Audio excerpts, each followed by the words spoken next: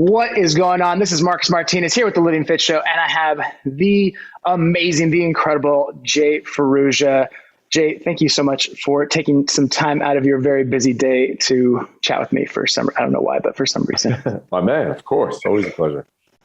Dude, so you have been in the game for so long. You've been helping people for years and years. What got you specifically to get into online training? Because you were kind of one of the first guys out there putting out quality content that wasn't just like, oh, you were just putting on a blog. I mean, it was getting into muscle fitness, men's fitness. You were in every magazine. You were all over the place. What got you into getting into online so soon? I think it was just, kind of the story of any trainer is you eventually get burnt out. You're working 12 hours a day. You have those really long days that start at 5 and they end at 8 p.m. And so I had been doing that for almost 10 years at that point. And I just kind of started to see the potential.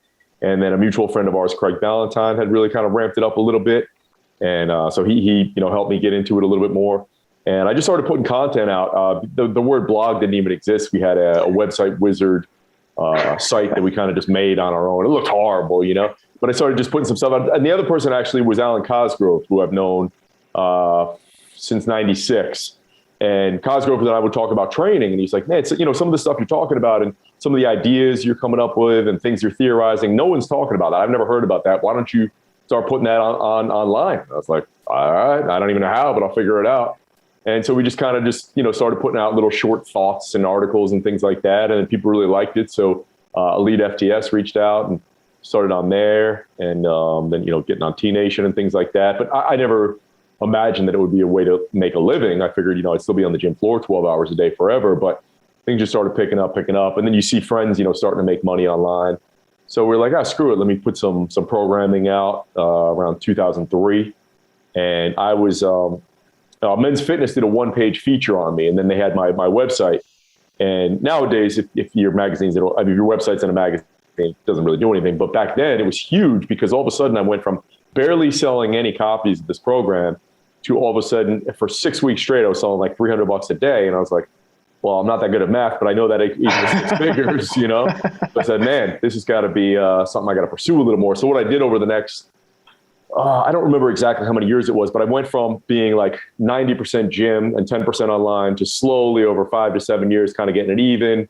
And then, phasing myself out of the gym, having more trainers on the gym floor other than me, and really, get more of the stuff online just because, as you well know, you can impact so many more people and it's scalable, whereas the gym really isn't, beyond a certain extent. And you can have the freedom to work, which is a little bit of a misnomer because you still can work 24 hours a day.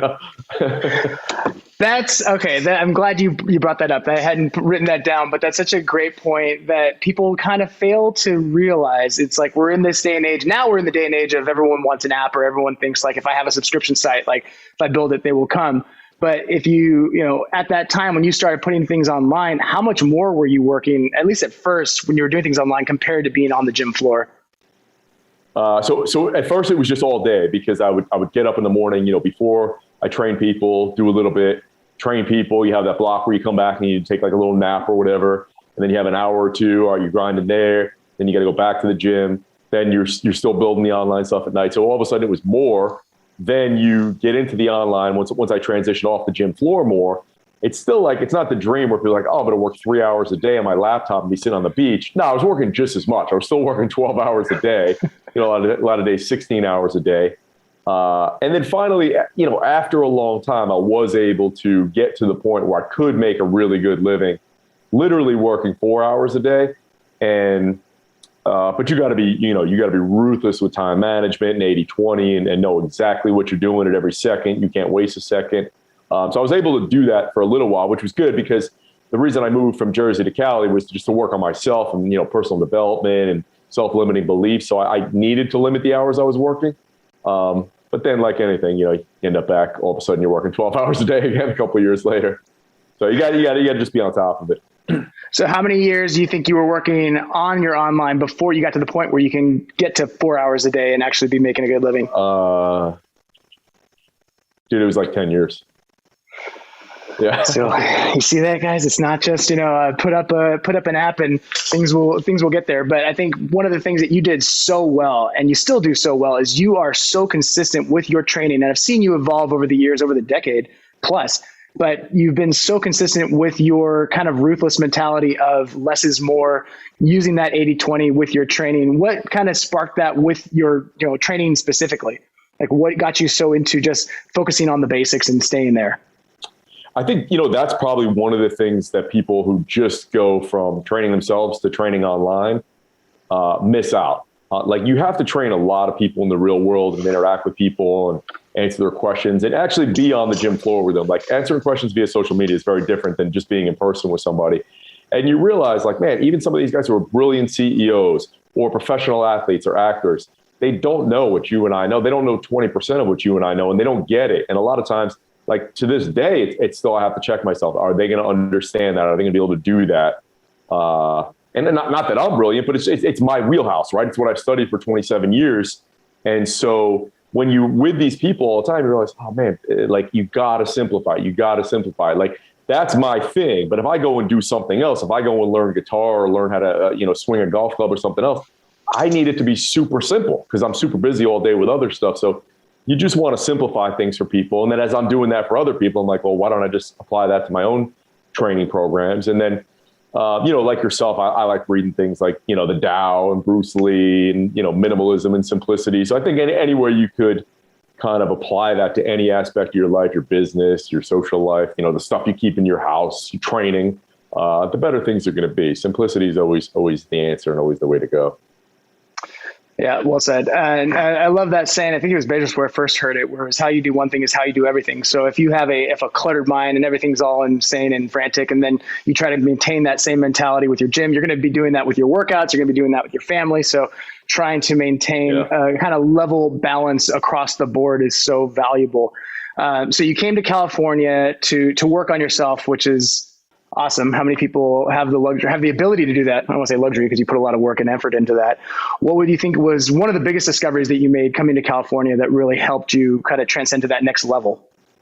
Well, I kind of realized a few things. One, I was super insecure. Like, I always knew I was insecure and shy and socially awkward and kind of quiet and introverted, but it was just who I was, right? And I didn't think I could change it. I know a lot of people think, you have this way of living, this is how your family is, how you always are. So it's like this self-limiting belief, this false narrative. But then I just realized, I was like, no, that's not true. Anyone could change anything, but I need to get out of the area I'm in and get away from the people and the surroundings and the environments that trigger behaviors and things like that. So I went out, I knew I needed to change that. I realized that, wow, I'm actually pretty selfish in a lot of ways that I didn't think I was. Like, a lot of the ways I would describe myself as maybe 180-degree opposite of who I really am. I'm letting fear hold me back in a million different ways. And here I was, back in the 90s or somewhere, those no fear shirts and acting like a tough guy. But I was like, man, all this is like not good. I want to change a lot of these things. And I didn't go into some dark hole of depression or anything. I was just like, okay, I see these things now. I could either live the rest of my life with these things or,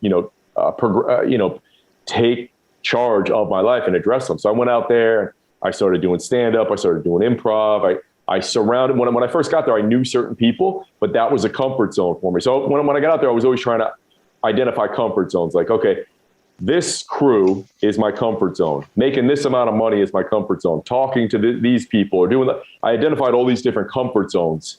And for years, like, for example, another one, I never had visible abs. I was always just like the big guy. That was a comfort zone for me, for people to say, hey, big guy, So I said, let me check the boxes of all these different comfort zones that I can get out of and just push myself. So that was like, well, as you know, it never ends, right? It's the journey for the rest of my life. But it was really a 5 or so year deep dive. Like, let me address these things one at a time, get out of these comfort zones, push myself, do all these things. I was always terrified of sharks, so I learned to surf. And anything that I could think of that I was fearful of, I started doing. And it just made a huge difference. And, my business grew exponentially because of that. Because, you don't really need to read a million books on business and leadership and all that. If you can't lead yourself and if you're not confident in yourself, none of that's going to, mean shit anyway. So you really have to develop those things first, that confidence and the ability to keep promises to yourself and just lead yourself. And then a lot of those things get better, just by default, really. So, yeah, so it's just, really addressing those things aggressively and being hyper aware of them all the time. Damn, dude, I see why you were invited to the Dodgers to speak. I feel like fired up right now. I love what you said. You hear this, like, get out of your comfort zone. Everyone's, hashtag stay hard, David Goggins. It's like, I love how you took actual steps and identified those things that were your comfort zone, where so many people just kind of fly blindly for, years, if not their entire lives, not realizing that they're just surrounded in their comfort zone. So you took those, specific things and worked on those things. So that's a fantastic takeaway for anyone listening. Find specific things that is out of your comfort zone, realize that they're your comfort zone, and then what are some necessary steps to, push yourself past that. And the second thing you said was just keeping your promise to yourself. I just discovered that one. That's a fantastic one. If you want to build self-confidence, boom, just keep the promise to yourself. Yeah. I think, just to reiterate what you said there, the part about identifying, because you hear it all the time, right? It's almost a cliche. It is a cliche, like, get out of your comfort zone. Well, what does that mean? Do I swim in shark-infested waters? Do I jump off buildings? But realistically, it's like, just go through different. My comfort zone is to make $100,000 a year or $1 million a year, whatever it is. Now, if I want to go to the next level, I have to get out of that comfort zone. How do I do that? Maybe I need to work an extra hour. Maybe I need to spend less time on social media. My comfort zone is to be 15% body fat. Now, how do I get out of that comfort zone? Well, that means, okay, I can't have that cheat meal on Saturday. Maybe I need to work out 4 days a week instead of 3. Really specific. Then you could take these areas of your life and go, oh, now I actually know and I have something to do, as opposed to just hashtag out of your comfort zone. Like, the fuck does that mean? Exactly. And like you said, I would like to go back to cliches because they're a cliche for a reason. And because they're a cliche, they get just brushed over. But having, again, like you said, that specific thing, that's just keeping in mind, or it's making me think of different things that I've done in my life where it's like, okay, I have focused on this comfort zone for so long that I don't even realize it's a comfort zone anymore. You think it's a personality. You think it's like who you are. Like you said, right. You were the big guy. Like, oh, that's just who I am. I'm the insecure guy. And obviously you didn't say that, but that's just who you felt who you were. So to realize that and go deeper, that was able to fix everything. It's like if the water rises, all the boats rise. So it's not just like that one thing is going to get fixed. Totally. That's awesome, man. Like I said, I'm getting fired up. Let's go back to training, because I know a lot of people will be interested in that. I think you have, again, what I said in the beginning of this, you have just been so focused on helping guys put on muscle, that getting strong, putting on muscle. And what do you think is one of the biggest mistakes most guys make when they're on that kind of hypertrophy goals? Oof. I mean, there's so many, it's always hard to pick one. I think, let's see. For all of them, they have to buy your program, but just we'll give them one for teaser. Yeah, I mean, I think people just don't think about progression. They kind of just, like if you go to a public gym, you'll see the same people doing the same things forever. They never add weight to the bar. They never try to do more reps. So first and foremost, I mean, that's really simple. You got to do there has to be some form of progressive overload. Like if you can bench 135 today, and you're doing that in 3 years, well, then you've got nowhere. You just wasted 3 years. Maybe you're burning some calories and that allows you to eat an extra Snickers bar or something, but like you're really getting nowhere, So I would say progression really has to be the main one. Most people tend to do too much. They overtrain a little bit in terms of volume. And there's so many. I mean, we can get into more of them if you want, but. No, I mean, I think, progressive overload is such again, cliche, like, oh, you got to put more weight on the bar. You hear that all the time, but how few people actually do it, going back to comfort zones, because if you can bench 135 for 10 reps, then you're going to go to the gym, you're going to put 135 pounds on the bar and you're going to do that. So getting out of that comfort zone and not thinking so much about the stimulus, but what is it that you are trying to accomplish in the gym? So many people, and this is why I love kettlebell flow, being able to do something that feels really good. But if that's all you do and you're only looking for that stimulus, you're never going to move forward. Yeah. I mean, the one that I would say is tied with that is people don't pay really any attention to execution and like mastery and their technique. And I think that's just a huge mistake. You wouldn't do that. Like you wouldn't take that. It's weird to me that people take that approach in the gym, because if you said, all right, I want to go play pro basketball, you wouldn't say, well, technique doesn't matter. I'll just shoot however I want. If you want to be really good at golf and shoot in the 70s, you'd hire people to improve your swing. You would just like, whatever, I'll swing however I want. But in the gym, people just do an exercise, a press, a row, just whatever. I'm not going to hire anyone. I'm not going to really pay attention to it. Where I think that's a huge mistake. If you got better at mastery and your execution was really, really good, A, you're going to get way better results. B, you're going to have way less joint pain. And you might not notice it when you're 22, but when you're 52, you certainly will. So I think just, having more, not just going through the motions and looking at your phone and talking to everybody, like, how can I do this exercise? Like what I always tell people is, all right, you're doing a chin up, you're doing a dumbbell press, whatever it is. Imagine that there's a video camera on you. Spielberg's got a crew on you. This will be the only recorded video of that dumbbell press ever for everyone to learn from. That's how good I want your form to be. And that's how much I want you to focus on your technique. You're teaching the world how to do this exercise. Like take that, again, going back to how you do one thing is how you do everything. Like take that approach of mastery and your results are going to be so much better. You're going to feel so much better. People are always like, oh, my elbows hurt, my shit. Yeah, your form is horrible. That's why. I love that you brought that up because that's one thing I will say that I always glean from your social media and anytime I've ever worked out with you is your meticulous attention to form and detail and watch you doing just incline bench press and you're just so spot on with every single second from the second you pick up the weight to the second you put it down. And I think that gets lost in, the social media, egotistical, do as much as you can, pull your shorts down, take your shirt off and do all this shit, which I'm totally fine with shirt off, but, just trying to make it all about, the ego. So, focusing on the form, regardless of what tool you choose should be the first thing. And again, going back to cliches, make sure you're doing the thing in front. But how many times I just was at the gym the other day and I'm walking around going, what, even like a seated leg curl. I'm like, how is this person messing this up? You just sit there and you curl the thing. But even that, people are just so focused on, I just got to do a lot. And it's like all frantic. I know. It's crazy. So what, going back to, again, you talked about how much you're working out, 3 to 4 days a week and all that. You were one of the first people that I saw really focusing on less days and just better quality workouts. So, when I started in training, it was all about body part splits. I saw a bunch of full body type workouts, but they were kind of few and far between. And we can only go through like old school or, focusing on strength. But you were one of the first guys that really promoted the whole 3 to 4 days, quality days, and really focusing on recovery. You were one of the first guys I remember talking about recovery that was also a big, strong, muscular dude. So was that based off of experience or was that based off of something that you learned or you worked with one of your coaches? Probably both, when you're training people, and that's another thing of kind of, if you're only online, you don't really know, but when you're training people and if you're charging a decent amount of money and people are busy, they usually don't come more than 3 to 4 days a week. It's unusual that you'd have a personal training client or even small group clients that would come 6 days a week or even 5 days a week. It's usually 3 to 4. So that kind of just seemed to work. And then I noticed if I bump people up, if they wanted more frequency, it didn't seem to do that much. It almost seemed to just be not a negative, but just a break even. Didn't really do anything. So I was like, well, why don't you spend this time doing something else? Learn to do something else. And then also, like you said, recovery is huge. I think that most people don't realize that, where everything's a stressor. So your training's a stressor, but your relationship could be a stressor, work's a stressor. Looking at social media is a stress. Like we have all these stressors all day long. So you're filled with stress and anxiety. You're drinking caffeine. You're not sleeping. You have to take that into account. So you can only recover from so much.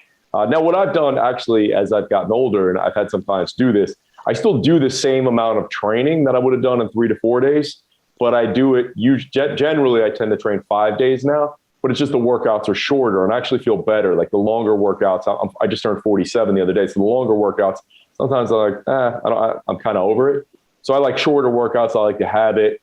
I train for mental as much as I train for physical. Sometimes it's just iron therapy.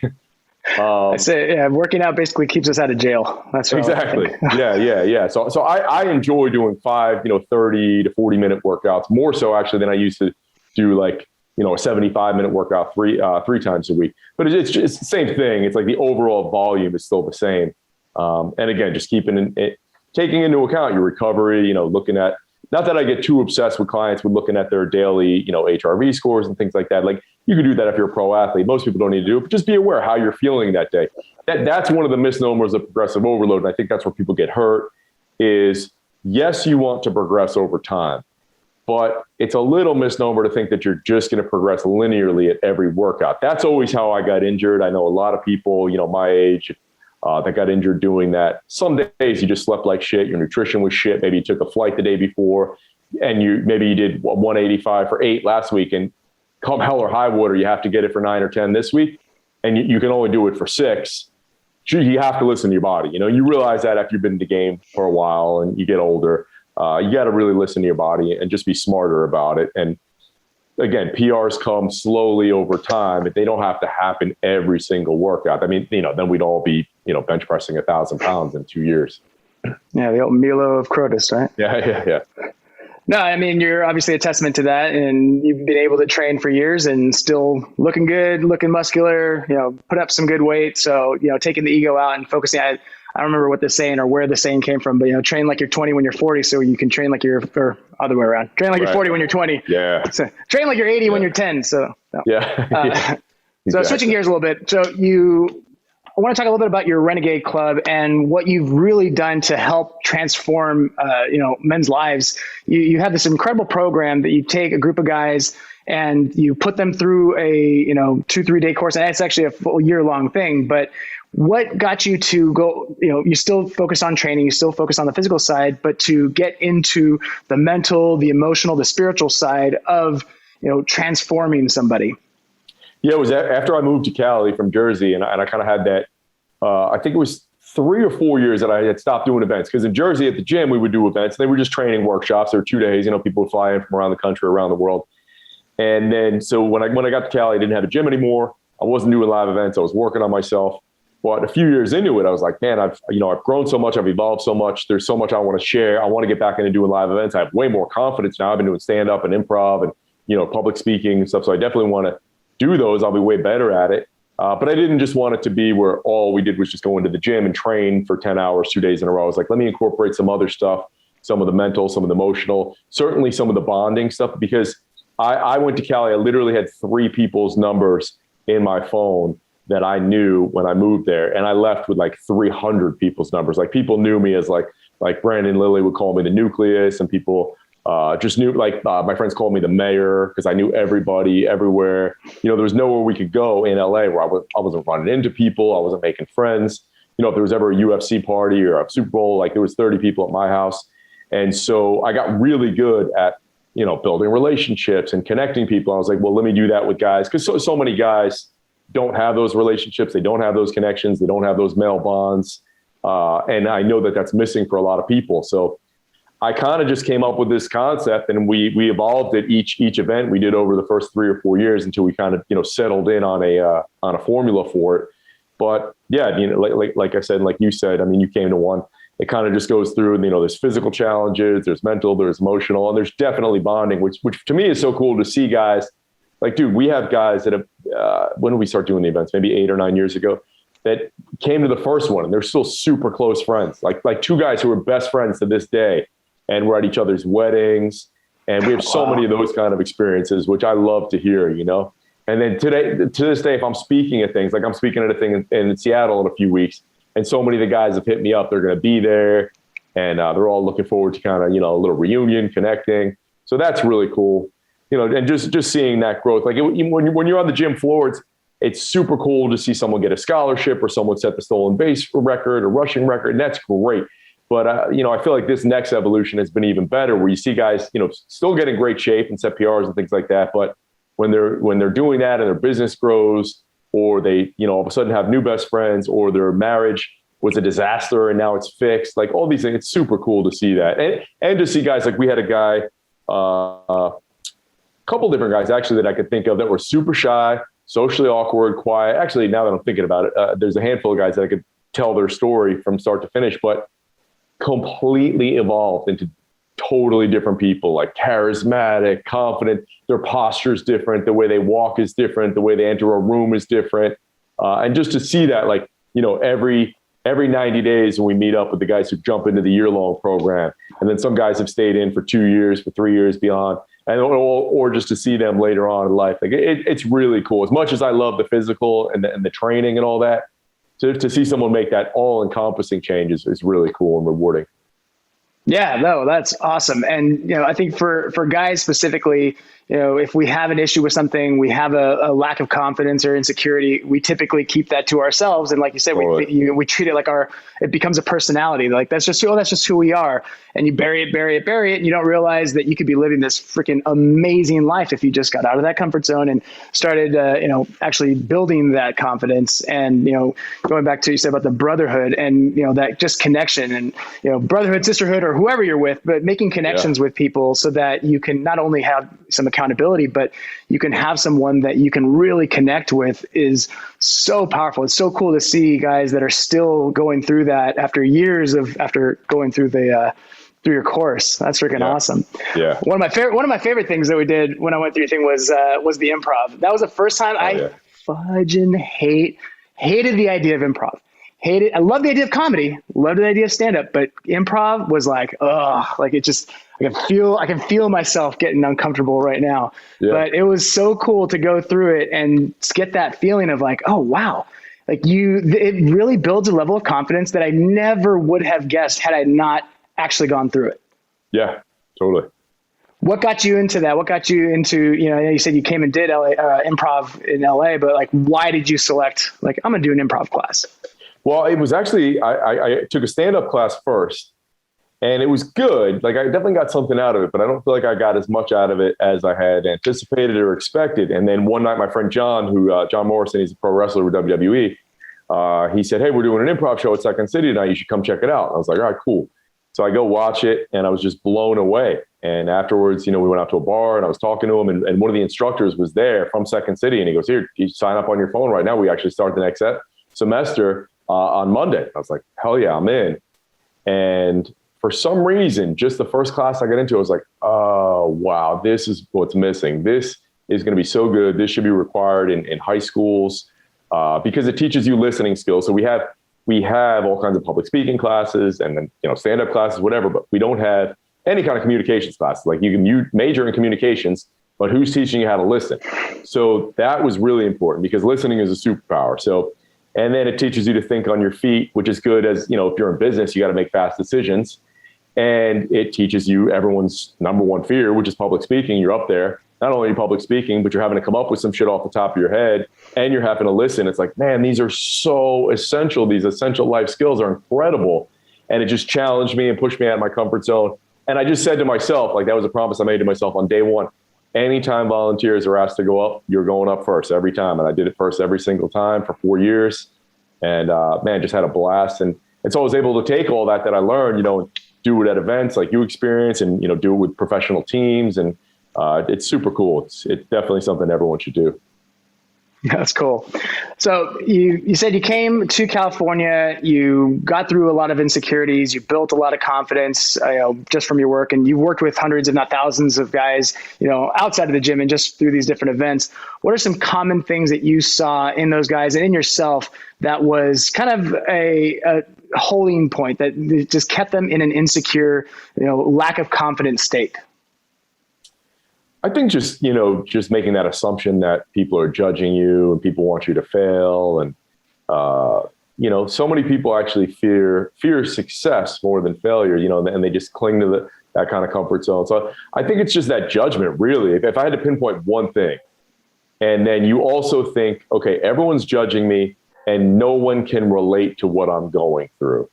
Total bullshit, 100%. Like every guy that's come to those events, and any guy you talk to that's going to be brutally honest with you, if you share what your struggles are, what your insecurities are, the guys are going to be like, oh, yeah, me too. I have the same fucking thing. Like, you realize it's universal. We all have these struggles, maybe not the exact same things, but generally a lot of the same stuff. We have a lot of the same thoughts. So once you get that out of your head that no one's judging you, people want you to succeed, and people have the same struggles and you're not unique, you're not alone, then it's like, oh, okay, well, now I can push a little harder. And now, especially if you develop that team and that brotherhood of guys supporting you and keeping you accountable, and then you share each day, kind of like AA, right? Like you go to AA because you need those people around you. They're struggling with the same thing. Like they're addicted to alcohol. Well, maybe we're addicted to the false narratives in our head, and we need 5 other guys or 50 other guys around us to say, hey, dude, I actually had that same thing. I know what you're going through. I can relate to the way you think about your dad, same shit for me. You know, like what your dad did to you or what your mom did to you or what you think, I go through all the same shit. And then when you're around those people, it just makes it easier because, you know, you have that support system. You realize that, again, these struggles are universal and you're able to break through. No man is an island. I mean, we think it's a bit of a cliche, but it's for a reason. People just think, you know, I like what you said about, you know, people think, you know, everyone's judging you, and nothing could be further from the truth. Like nobody cares. Who cares? That one person on social media that makes a troll comment, and even then they've literally forgotten about you after they've made that comment. So nobody cares. No, not at all. So what advice, I know there's a million, you could probably write a book and give it to him, but what advice would you give 25-year-old Jay, young Jay, who's in that place where he doesn't really know, he's building something, he's built something, you know, he's on his way up, you know, so to speak, but what advice would you give him to kind of, if you were to condense, you know, the last 15, 20 years, what would you tell him? I would probably say, you know, just what we just discussed there. Like, I just didn't know that. I had all those beliefs that were incorrect. So those two things, and I would say get around, like start investing in yourself way sooner. Go to events. Like I just stayed in that bubble.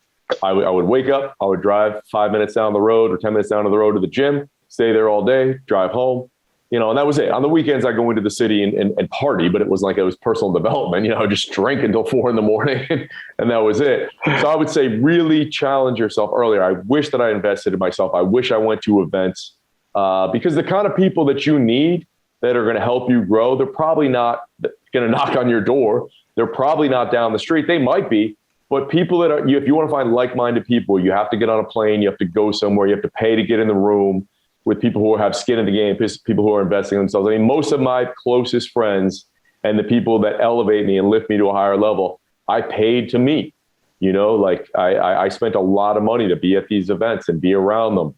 And now they're, you know, they stay at my house and I stay at their house and they're super close friends.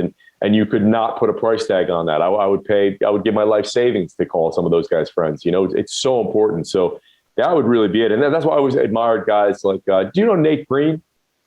I don't know him personally, but I know. Okay, so read his articles. Nate, I know of him. I was trying to connect with Nate when I was just out in Montana, but it just didn't work out. But Nate, when he was 18 years old, he went to an event. I met him in 2006, so I've known him for a long time. And he basically spent like, you know, his last dime to get to this event.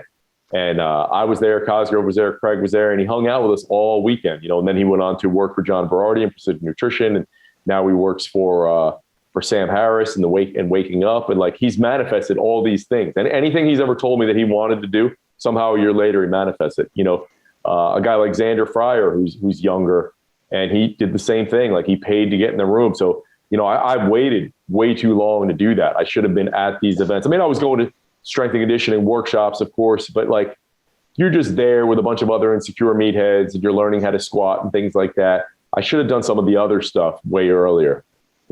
Man, that's such great advice for any age. It doesn't have to just be young trainers, but you know, young trainers that come into courses, they're always asking like, what should I do? What should I do? How should I build social media? And my answer is always go network. Go find coaches, go find people that are doing what you want to do and then beyond, and then either pay for their course, pay for their training, you know, try to connect with them. You know, like you said, put a little skin in the game, but networking is the most invaluable tool you can do because it will connect you with obviously so many people. And as long as you don't come off as an asshole or trying to get something, you can actually create some fantastic relationships that are going to help you in your business, that you'll be able to help them. And it, like you said, it takes you out of your comfort zone and just kind of builds a level of confidence that will go beyond what any book or anything that you could just read. Totally. And you know what else I thought of there too is, you know, while you're saying that, I guess I went to the event selfishly. Like I was like, all right, just let me learn all the things, you know, how to do a snatch, how to do this, and then come back, teach my clients that. But I was never there to build relationships, which was totally stupid, which was horrible. And I didn't focus on helping other people. It was always like, how can I get better? How can I improve my skill set? How can I make more money? But now if you go to an event, like if I just met you, I'd be like, all right, who can I help? Who can I introduce Marcus to? What can I do for him? You know, like when you get out of your own head and you focus on helping other people, life is so much better and things just get better for you. But like if all you ever think about is yourself, like you have so much stress and anxiety, you could pick yourself apart. So I always encourage any guys that come through the program, like whoever you develop a close relationship with, and should be multiple guys in it, always be aware of thinking of like, how can you help them grow their business or, plow through any insecurities they have. And life just gets better. I don't know what you want to call it, a law of the universe, whatever. Like life just gets better when you're focusing on helping other people. If you just focus on yourself, you're miserable. It's fantastic advice. I've been getting really into listening. I love, I walk every day. I love listening to different videos and YouTube videos and podcasts and stuff. And I've been going back in time. I've been loving like Earl Nightingale, like, 40s, 50s, kind of the pioneers in the self-help world. Yeah. And there was a quote I just wrote down today. And even though we know this logically, and it's also kind of become cliche, but your success is in direct correlation to how much service you provide and how many people you help. And when you think, success, we, obviously just think monetary, but like you said, you feel amazing. You're going to feel so much better when you turn the lens away from yourself and you focus on how can I help somebody else today? No matter how seemingly insignificant, how can I help them today? And how can I help them achieve something? How can I connect them with somebody? Even if there's nothing in it for me, even if I don't get a cut or anything like that, having that mentality is, again, a testament to why you have so many friends and you have so many people you can rely on, because you have been that for so many years. So again, for people listening, if you focus on what can I do to help other people, everything will grow. We're in this, again, in social media, even though it's not just a PR reel where you're trying to show all the cool stuff you can do. It's also this like, how can I get more? How can I get more? How can I get more followers? How can I get more people looking at my stuff? How can I get more people subscribing to my stuff? It's like, no, there's no competition. There's zero competition. Yeah, right. But we're led to believe that you have to win, somebody else has to lose. Yeah. Well, man, what is the next evolution of your Renegade Club? I know we were talking about it beforehand and how you're looking to expand it and grow it. What are you trying to accomplish with that? So it's kind of a work in progress right now. We're getting ready to launch something new in the next few weeks. But I want to. So for the last few years, it's been a fairly high price thing. So we're launching a little bit more of a scaled down version to kind of help out more people. But I don't want to give all the details away yet. We're still kind of finalizing and hammering out all the details. But yeah, I think it's definitely going to be epic. It's going to be life changing. And we actually simplified things. Going back to what we were talking about earlier. That's what I try to do with every aspect of the business. But with this, over the years, we try so many different things because you always have an arsenal. You're always learning stuff. You're always evolving. You're always reading books, meeting cool people. And, I might get an idea from you and I might get an idea from Bedros, or I might see what Jasani's doing. Be like, oh, maybe we should try that. Maybe we should try that. Maybe we should try that. And then you still want to have that Bruce Lee thing, take what's useful, reject what's not, and keep it simple. So really what we've done with the new program is we've taken the 5 core things that are really the most dramatic, that change people's lives the most. And I just want them to do those 5 things every day and have the support, have me in there coaching them through it, have my coaches in there, and have a support team. And man, if you can do these 5 things, keep these 5 promises to yourself every day, you will totally transform your physique, your mindset, your relationships, your business, your leadership ability, all these things. Dude, that's fantastic.